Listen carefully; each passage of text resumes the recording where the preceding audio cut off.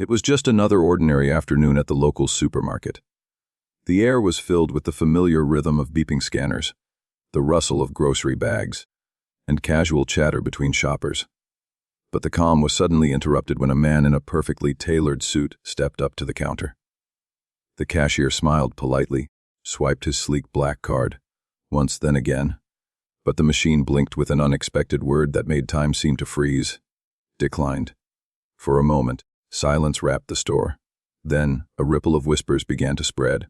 A few shoppers exchanged amused glances, one man smirked. The cashier threw her head back and laughed, not softly, but loud enough for everyone to hear. The man's shoulders stiffened. His eyes dropped to the floor, jaw clenched tightly, and beside him stood a small girl, clutching his hand with innocent confusion in her wide eyes. No one there knew who he was. Not the cashier, not the curious onlookers, not even the little girl. They didn't know that this quiet, humiliated man was Alexander Grant, a billionaire whose name was engraved on glass towers in New York, a man who had commanded boardrooms and built empires from steel and determination.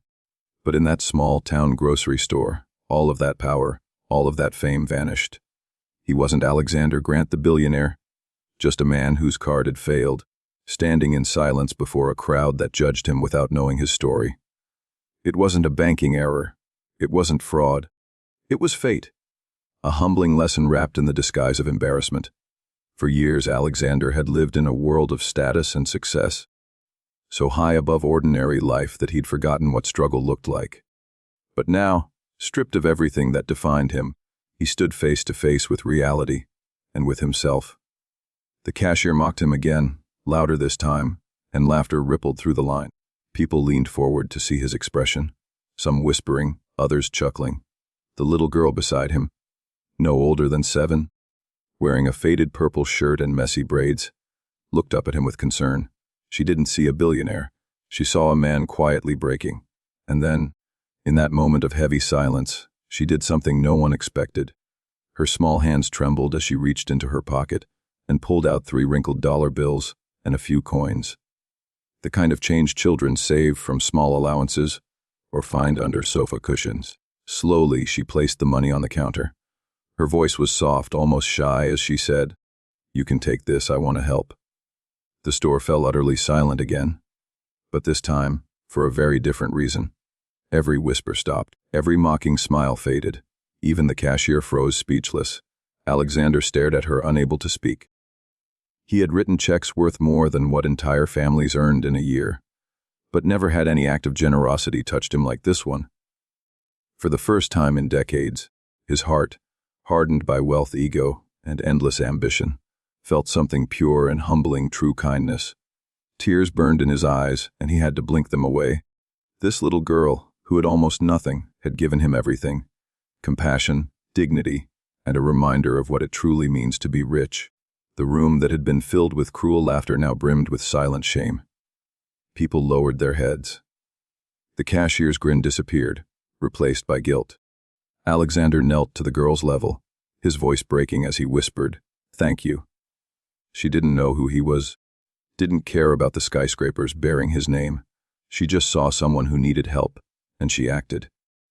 That was all that mattered to her. When they left the store, Alexander didn't head to his luxury limousine parked outside. Instead, he walked the little girl home, wanting to know where she came from. Her home was small, its paint peeling, the porch slightly sagging. Inside, her mother was busy folding laundry while keeping an eye on a pot of soup simmering on the stove.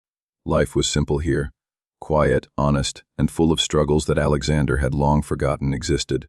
The mother was surprised to see a well-dressed stranger at her door, but welcomed him with warmth. No questions, no judgment. That night, Alexander couldn't sleep. The image of that little girl offering her last few coins played over and over in his mind. He realized that for all his wealth, he had been the poorest man in that store, until she gave him a glimpse of true richness. Wealth wasn't in money or possessions. It was in kindness, in giving without expecting anything, in seeing humanity where others saw only weakness. The next morning, he made a decision that would change countless lives. Weeks later, headlines across the nation told a different story. Billionaire Alexander Grant launches foundation to support struggling families. Grocery bills were mysteriously paid across small towns. Homes were repaired. Scholarships were awarded to children who had never dared to dream of college. And at the heart of this transformation was that same little girl in the purple shirt, the one who had given him her last few dollars. She became the symbol of his foundation, not as charity, but as a tribute to pure kindness. Alexander made sure she and her family would never struggle again. He didn't flaunt her story. He protected it, honored it, and let her live in dignity.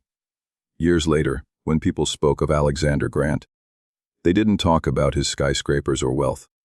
They talked about the day his card was declined, and how a child's compassion changed a man who thought he had everything.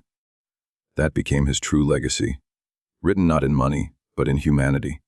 So if this story touched your heart, please take a moment to like this video, subscribe to Heart-Touching Stories, and share it with someone who needs a reminder that kindness can change the world.